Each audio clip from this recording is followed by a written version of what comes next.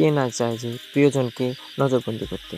তো আজকের পর থেকে তুমি কিন্তু কখনো জানো না যে তোমার প্রিয়জন কখন কোথায় ফটো তুলছে, কার মোবাইল দিয়ে কী ফটো তুলছে অথবা কাকে কী ফটো পাঠাচ্ছে। তো আজকের পর থেকে তুমি জানতে পারবে তোমার প্রিয়জনের মোবাইলে কী ফটো আছে। সমস্ত ফটো তুমি দূর থেকে তোমার মোবাইলে নিয়ে আসতে পারবে।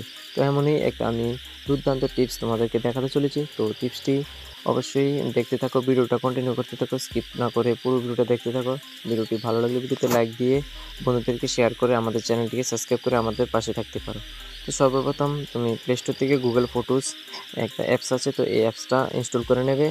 অবশ্যই তোমাদের মোবাইলে থাকতে পারে, না থাকলে তোমরা ইনস্টল করে এখান থেকে আপডেট দিয়ে নেবে। আপডেট দেওয়ার পর উপরে যে তোমাদের যে জিমেলটা আছে, জিমেলের উপরে এখান থেকে ক্লিক করবে। মানে তোমার মোবাইলে না, এই সব কিছু করতে হবে তোমার প্রিয়জনের মোবাইলে। তোমার প্রিয়জনের মোবাইলটা তুমি 1 মিনিটের জন্য তোমার হাতে নিয়ে নেবে।